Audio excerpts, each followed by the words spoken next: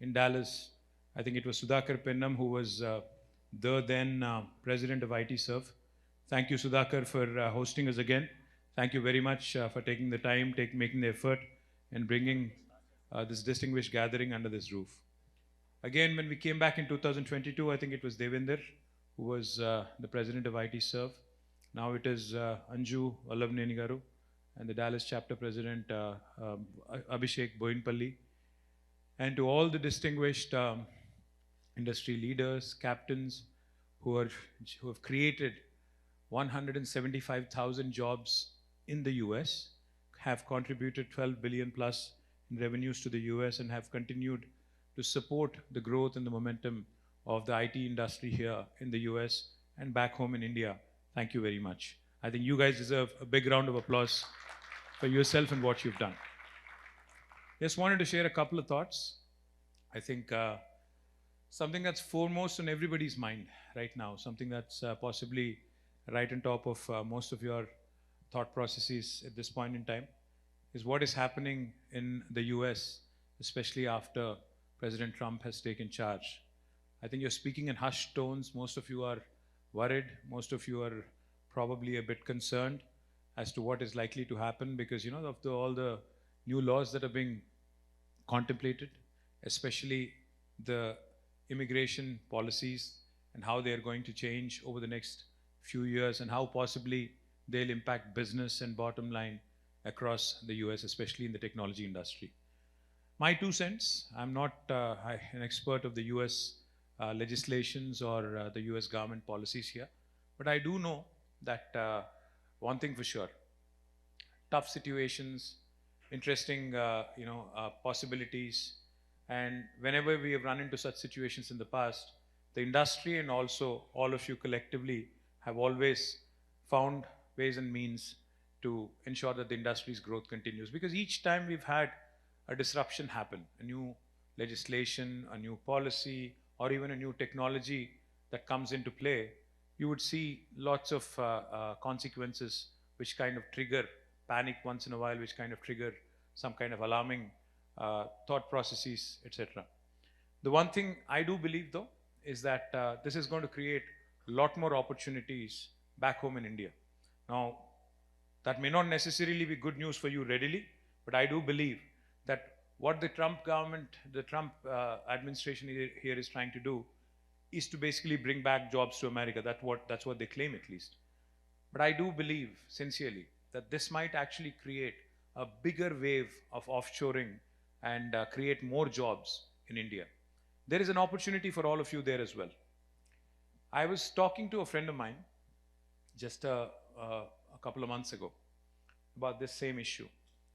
I don't want to name names, but it's a major multinational company which has got presence in several countries. The one thing I've learned from this gentleman when he was telling me, he started saying the whole lure of technology industry offshoring was the cost arbitrage. The low cost, high value human capital that's available in India vis-a-vis the American corporations. How you could get certain part of the work done with a very cost-effective manner, and how that competitive edge is gone because even the labor costs are rising in India as well in large metros. So when this gentleman started saying, wages in Bangalore, wages in Hyderabad, wages in Pune, wages in Chennai, and also in National Capital Region are not that different, from the US, maybe 25 to 30% different and not that different. I started talking to him about this possibility that we've seen post-COVID. I think COVID has shown all of us that geographies don't really matter in getting work done. You could be working from home, and that home could be anywhere. It could be in a remote village in Tamil Nadu.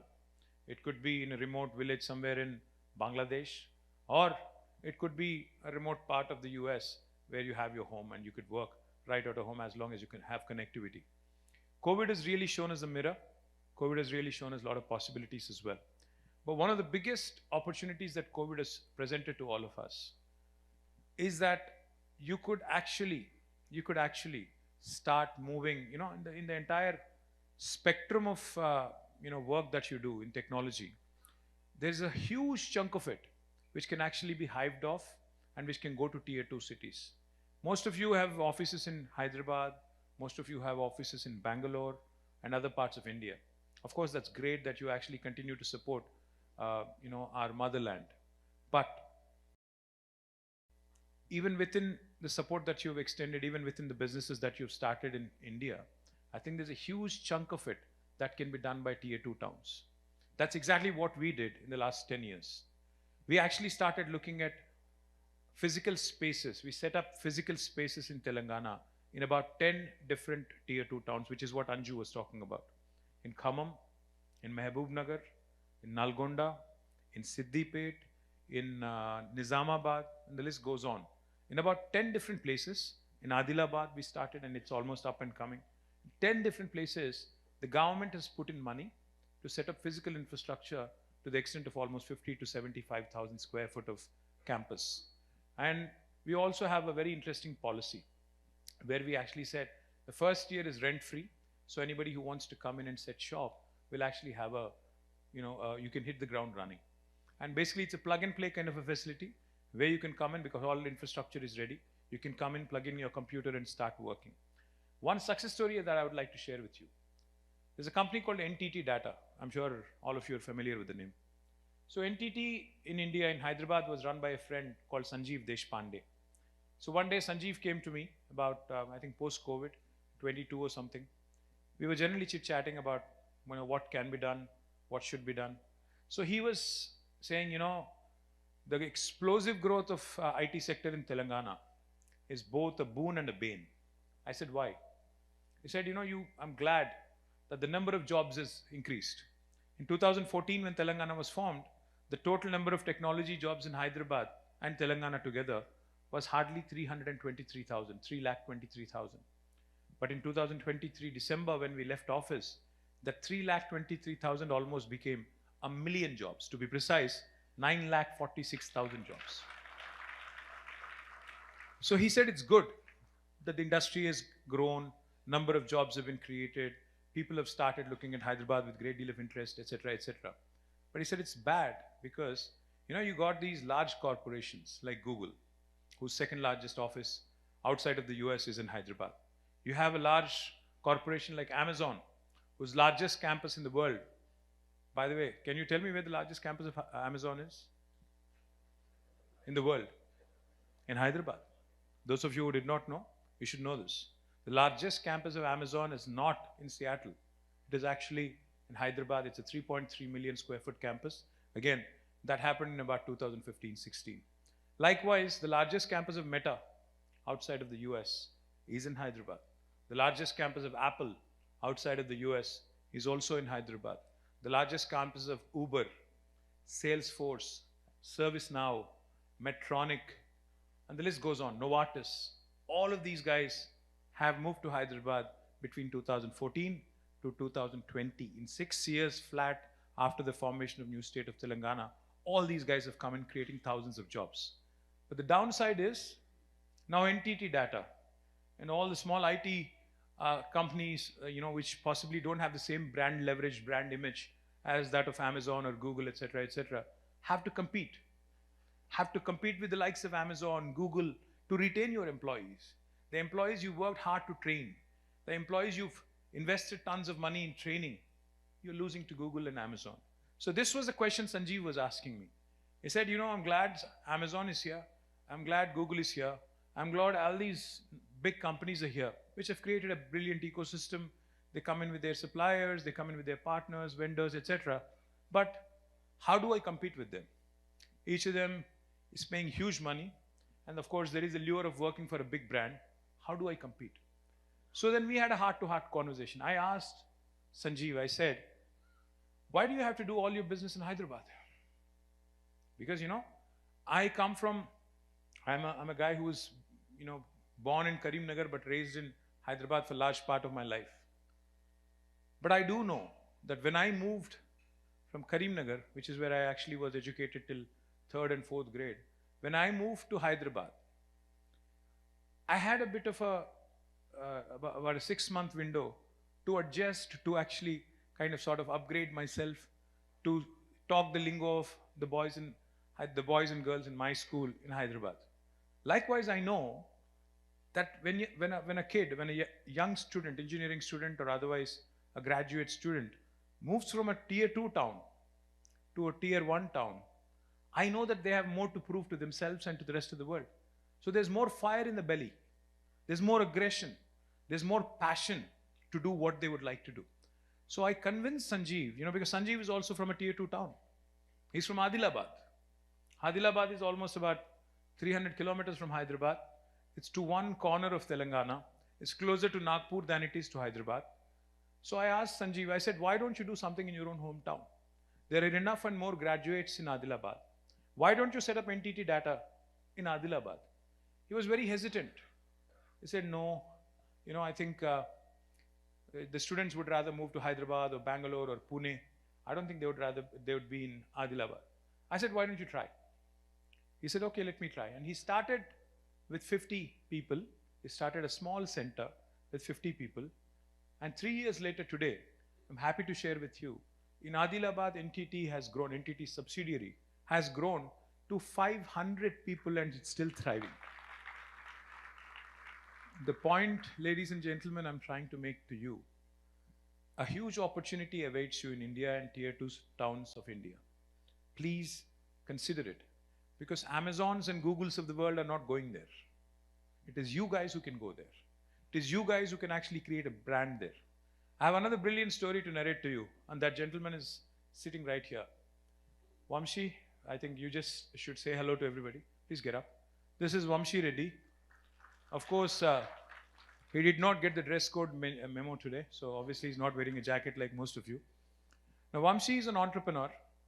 He has several IT companies, technology companies, but the one company that I associate with him is Quadrant Resources.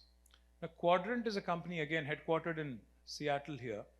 When Quadrant, because Vamshi hails from Warangal, so again, I gave him the same nationalistic, hyper-local pitch to him one day, and Vamshi fell for it. So he built, no, I said in a good way, fell for it in a good way. So he built a campus in Warangal, in about 2 acres of campus, and you will not believe this when I say it. That campus is possibly as good as the one he owns in Seattle in the US, United States of America. In 2 acres, he's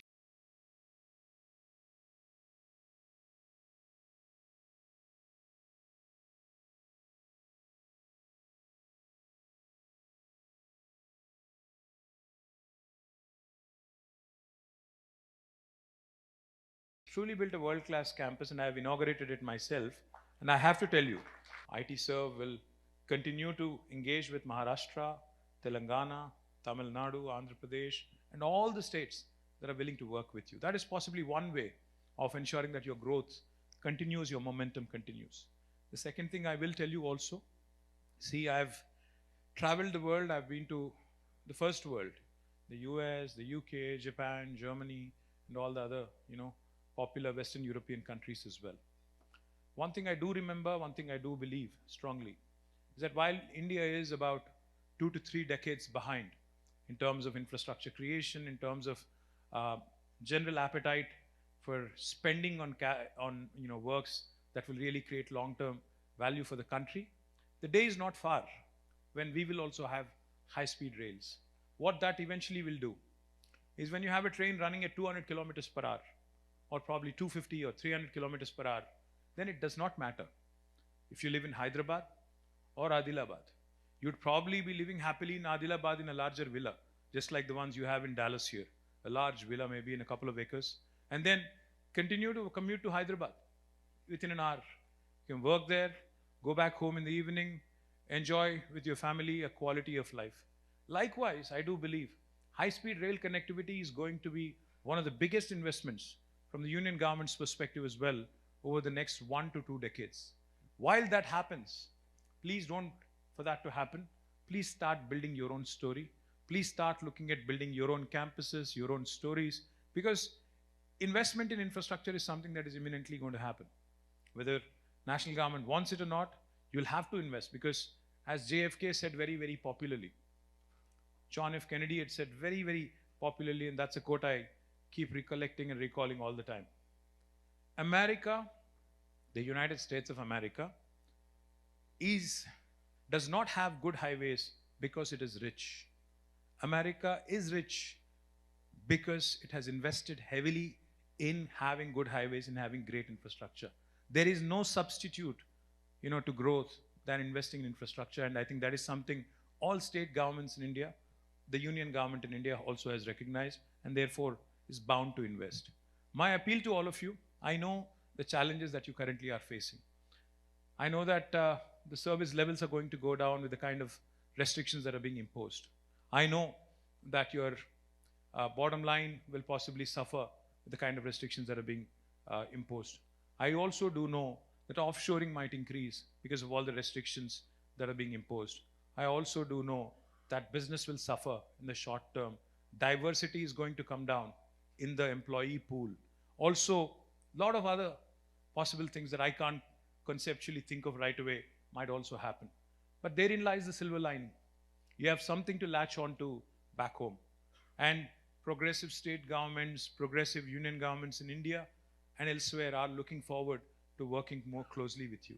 I do believe that DevOps, I was talking to a couple of my friends last night, most of the programmers are worried that they might lose their jobs.